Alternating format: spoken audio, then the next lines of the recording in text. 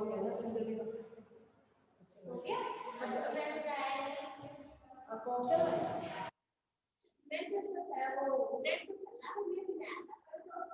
परसों के लिए बंद है ना उसके बाद चालू कर दो बोल रहे हैं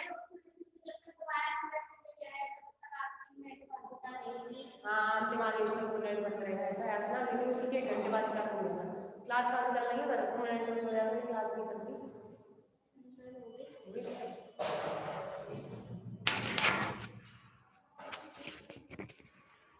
एक पानी क्या कहता है ना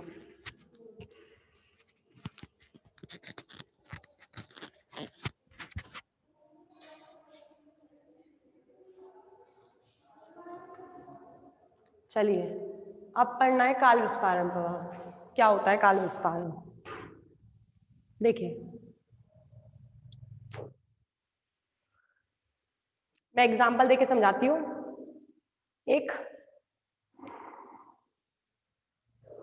एक्सीडेंट हुआ, एग्जांपल बता रही हूँ। दो बाइक टकराई, एग्जांपल है, आके टकराई। टकराने पर एक आदमी वहीं खड़ा हुआ था, टकराते हुए उसने टाइम नोट कर लिया, इतने समय पर ये आके टकरा गई। एक तो उसने समय नोट किया, जैसे ही उसके सामने टकराई वैसे ही वो समय नोट कर लेता है। समय नोट करता है वो वाला समय जो होता है वो उचित समय होता है, क्योंकि हमारे सामने एक्सीडेंट होता है हम तुरंत समय नोट कर लेते हैं, इतने समय पे ये टकरा गई है, तो मतलब जो मैंने नोट किया, मेरे सामने एक्सीडेंट हुआ, वो मैंने जो नोट किया वो उचित समय था। एक आदमी बहुत दूर खड़ा था, वहां से चलता हुआ आ रहा था बहुत दूर से, और उसे लगा कि हाँ यहाँ पर शायद एक्सीडेंट हुआ है, आगे उसे दिखा कि वहां जितनी दूर पे जाके एक्सीडेंट हुआ। अब उसे वो महसूस हुआ, तो उसकी फिर उसने भी तुरंत टाइम नोट किया कि इतने समय पे एक्सीडेंट हुआ है। तो जो दूर से इंसान आ रहा है उसके द्वारा नोट किया गया था आभासी समय, और जो मेरे सामने हुआ मैंने जो नोट किया वो था उचित समय। अब मुझे ये बताओ मेरे द्वारा नोट किया गया समय ज्यादा होगा या वो दूर से जो इंसान आ रहा था उसके द्वारा नोट किया गया समय होगा? नोट्स मतलब जो समय कौन सा ज्यादा मिलेगा, मैंने जो नापा है वो समय ज्यादा होगा या फिर वो इंसान जो दूर से चला आ रहा है उसके द्वारा नापा गया समय ज्यादा होगा? बताइए, उचित समय ज्यादा होगा या आभासी समय ज्यादा होगा? इस कंडीशन में संकुचन प्रभाव में तो पता चल गया, संकुचन है तो ऑब्वियसली उचित लंबाई ज्यादा है, संकुचन लंबाई कम होगी, क्योंकि संकुचन होना ही तो छोटा हो जाना है, तो ये तो हम आंखें बंद करके बोल सकते हैं संकुचन लंबाई कम होती है, आभासी लंबाई ज्यादा होती है। पर काल विस्फारण पर समय प्रभाव के अंदर समय कौन सा ज्यादा होता है? उचित समय ज्यादा होता है या फिर आभासी समय ज्यादा होता है? आभासी। और बताइए।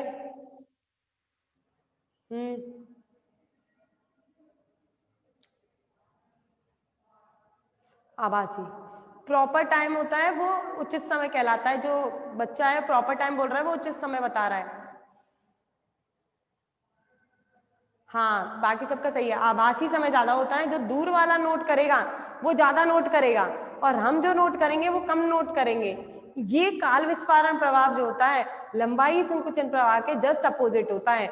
लंबाई संकुचन के अंदर उचित लंबाई ज्यादा आती है, लेकिन काल विस्फारण समय के अंदर आभासी समय ज्यादा आता है।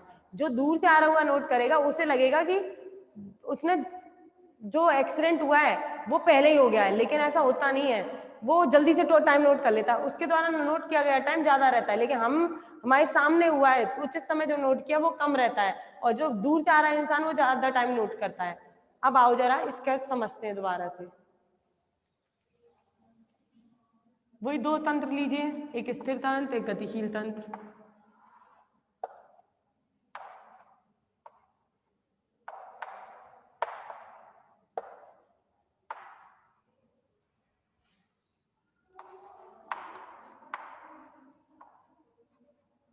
और ये तंत्र कैसा है? स्थिर।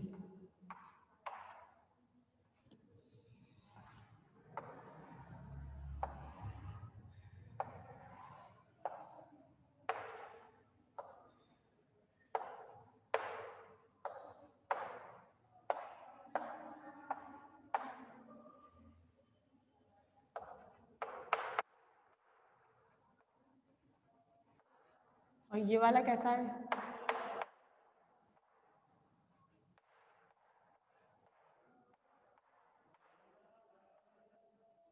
ये वो पोजीशन है, ये वो स्थिति है जहां पर ये बिंदु बनाया है P, ये वो स्थिति है जहां पर आपका कोई भी घटना घटित हो रही है और घटित घटना के लिए स्थान समान है।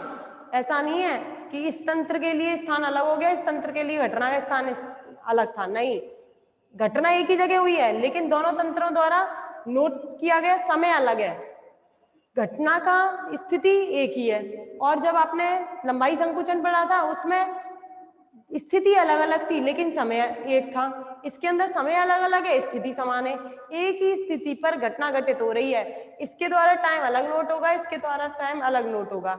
इस तंत्र के द्वारा जो नोट किया गया समय है, क्योंकि ये भी गतिशील है, जिस गतिशील से गाड़ियां थी तो उसने जो घटित नोट किया वो था इसका उचित समय। और स्थिर तंत्र जो बहुत दूर से आ रहा है, उस बहुत दूर जाके खड़ा है, उसने जो नोट किया वो आभासी समय, ये नोट करेगा उचित समय। कितना निकलेगा उचित समय? उचित समय अंतराल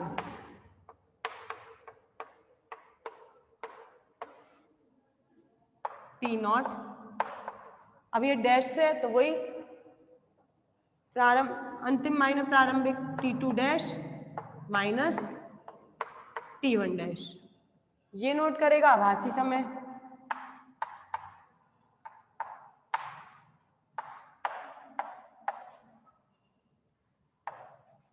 ये जो होगा T2 माइनस T1, ये दो समय आएंगे, ये आभासी समय, ये उचित समय। स्क्रीनशॉट लीजिए इसका।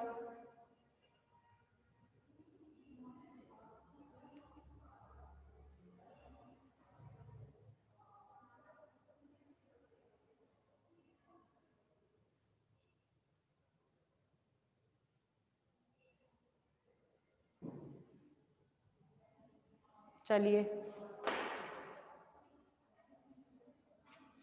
इधर लिख देती हूँ उचित समय अंतराल।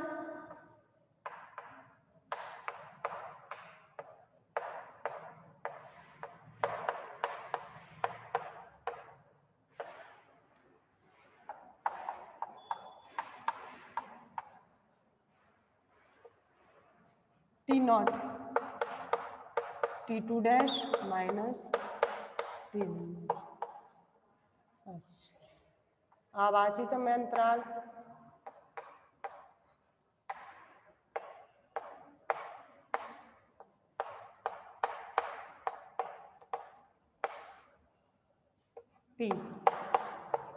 T2 minus equation number second. Rough कर रही हूं मैं इसे।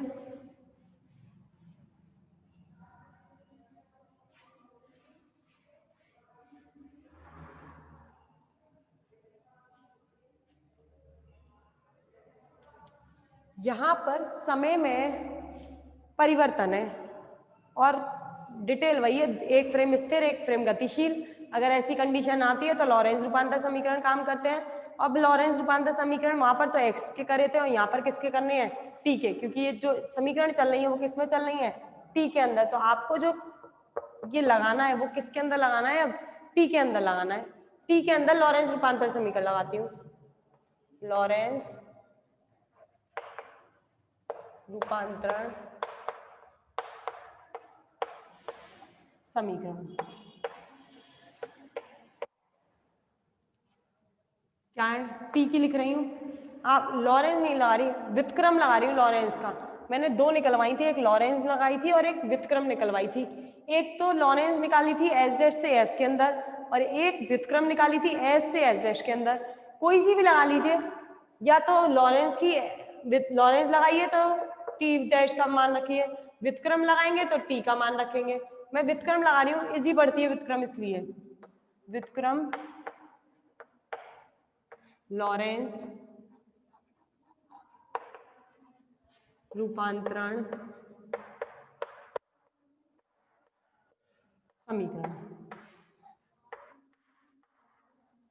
क्या थी व्युत्क्रम वाली? देखो कल वाले में टी बराबर, वहां टी बराबर था, टी डैश बराबर नहीं था। टी डैश वाला था वो उसके अंदर था, टी डैश या माइनस आता है लेकिन व्युत्क्रम में प्लस हो जाता था, वी एक्स डैश अपॉन सी स्क्वायर और फिर under root 1 minus we square upon C square. ये था व्युत्क्रम लॉरेंज रूपांतर समीकरण।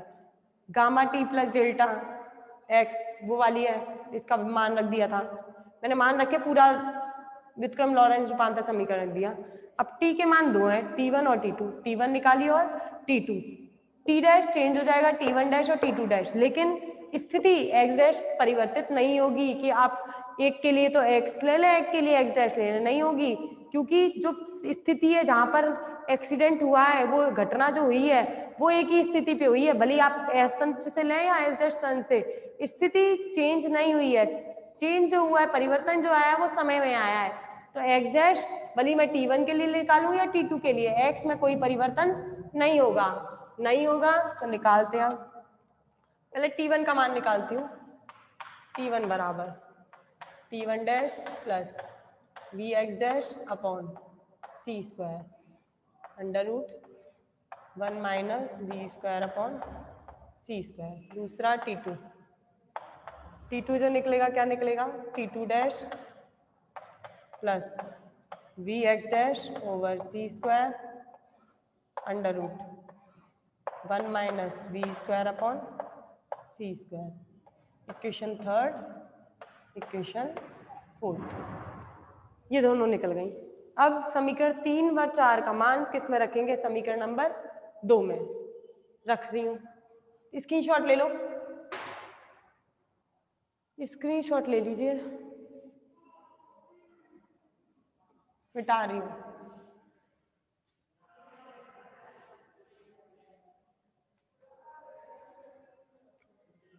समीकरण 3 व 4 के मान समीकरण 2 में रखने पर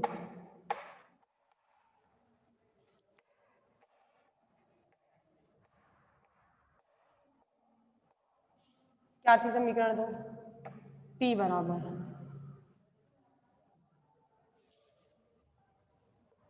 कैपिटल टी था,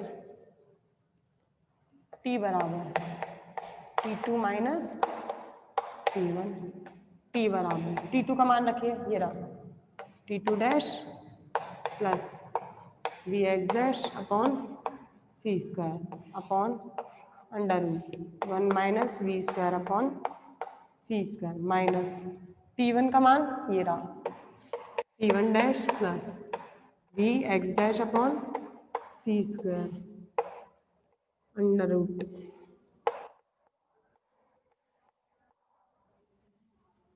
1 minus we square over C square. अब सॉल्व करते हैं इसे,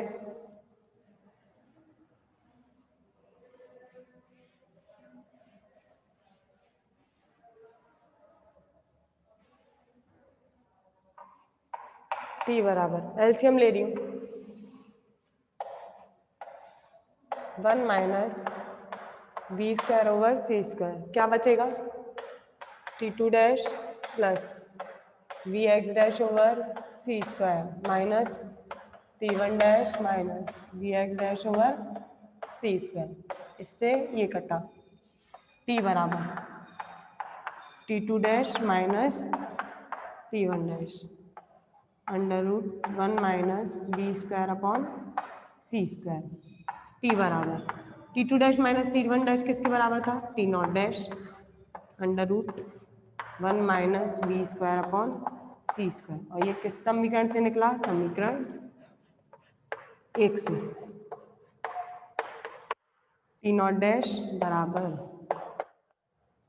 T2 dash minus T1 dash.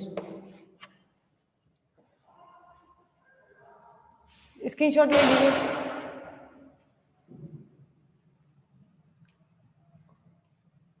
Screenshot ले लीजिए,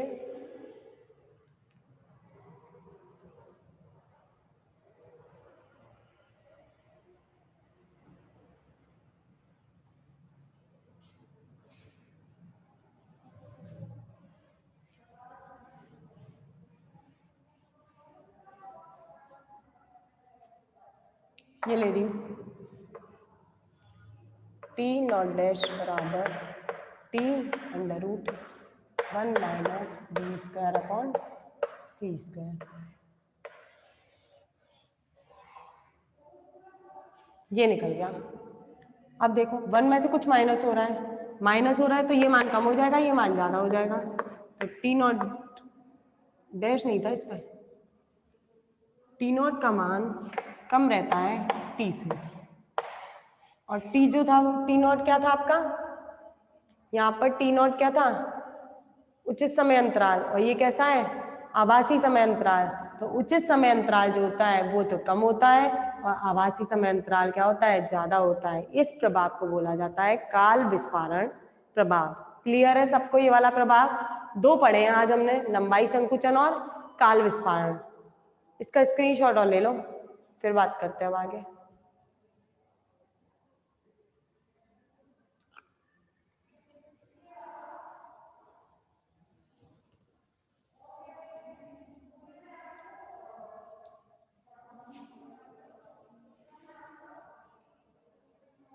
देखिए 2 प्रभाव पढ़े और दोनों एक दूसरे के उल्टे थे। लंबाई संकुचन प्रभाव पढ़ा था, तब उसमें उचित लंबाई ज्यादा आई थी और आभासी कम आई थी। इसके अंदर उचित समय कम आया है, आभासी समय ज्यादा आया है। तो दोनों लंबाई संकुचन प्रभाव और काल विस्फारण प्रभाव एक दूसरे के विलोम होते हैं, उल्टे होते हैं। ठीक है, अब आपका जो फर्स्ट ईयर तक के टॉपिक थे लॉरेंस के, वो हो चुके मैकेनिक्स के अंदर। लॉरेंस रूपांतरण हो गया, काल विस्फारण प्रभाव हो गया और लंबाई संकुचन, यहां तक आपके लॉरेंस काम करे। अब जो पढ़ेंगे अगला टॉपिक, उसके अंदर लॉरेंस का कोई रोल नहीं होगा। अब पढ़ोगे आप द्रव्यमान। द्रव्यमान परिवर्तन पढ़ा है आपने, आपेक्षिकीय द्रव्यमान, द्रव्यमान का परिवर्तन होना फर्स्ट ईयर में पढ़ा हुआ है बहुत अच्छे से, कि द्रव्यमान ऐसी कौन सी घटना है, ऐसा कोई एग्जाम्पल मुझे बताओ जिसके अंदर वेग तो कांस्टेंट रहे लेकिन द्रव्यमान परिवर्तन हो। कोई भी फिजिक्स का एक एग्जाम्पल बताओ मुझे, एक वर्ड से बता दो मुझे कि कौन। हाँ बिल्कुल, रॉकेट की मोशन, बिल्कुल सही बात।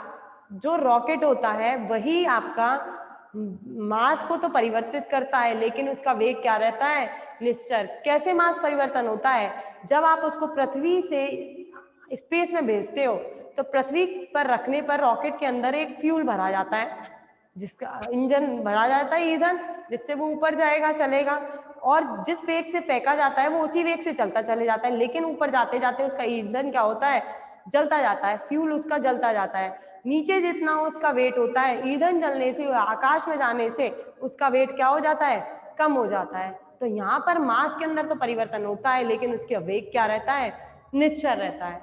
अब आपको जो पढ़ना है वो यही पढ़ना है, आपेक्षिकीय द्रव्यमान। और आपेक्षिकीय द्रव्यमान जो टॉपिक पढ़ेंगे अपन, इसके बाद का ही टॉपिक है काल विस्फारण प्रभाव के बाद का टॉपिक आपेक्षिकीय द्रव्यमान। इसके अंदर आपको मास के अंदर परिवर्तन करना है लेकिन वेग को क्या रखना है, निश्चय रखना है। रॉकेट प्रपल्शन वाला टॉपिक शायद आपके इसमें से हट चुका है, सिलेबस में से, मैं चेक करूंगी तब बताऊंगी। इसमें सिद्धांत था रॉकेट का, लेकिन मैंने शायद कल या परसों देखा, तब रॉकेट का सिद्धांत हटा दिया गया है। लेकिन ये आपेक्षिकीय द्रव्यमान का रिजल्ट है, ये तो पढ़ना ही आपेक्षिकीय द्रव्यमान। लेकिन एक टॉपिक अलग से था रॉकेट का, वो रॉकेट वाला शायद हट चुका है, जब मैं पढ़ाऊंगी तब देख लूंगी वो तो मैं सिलेबस में से क्या रिमूव हुआ है। ठीक है, जितना अभी तक पढ़ रहे हैं वो सब है, जो जो क्लास में पढ़ाऊंगी वो सब आएगा इसके अंदर। जो हटेगा टॉपिक वो मैं आपको बता दूंगी। क्लियर है यहाँ तक? किसी को कुछ पूछना हो तो पूछ लो अभी भी, क्योंकि मैं जो टॉपिक स्टार्ट करने वाली हूँ, अभी टॉपिक स्टार्ट करने से कोई मतलब नहीं है, क्लास अब खत्म होने वाली है और मैं टॉपिक स्टार्ट करूंगी। और कल से आपकी छुट्टियां हैं दिवाली की, फिर 4 दिन बाद आके अधूरा पढ़े वो नहीं, नया टॉपिक स्टार्ट करेंगे। हाँ, happy Diwali all of you. कल से आपकी छुट्टियां हैं दिवाली की, 13, 14, 15, 16, 17 को क्लास होगी अब।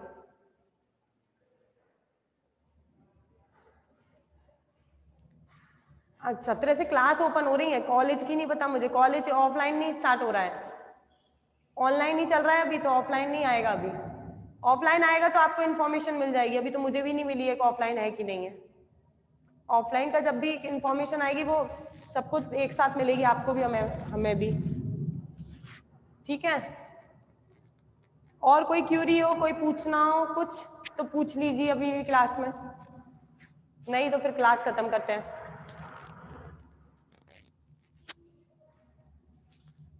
ठीक है, चलिए फिर।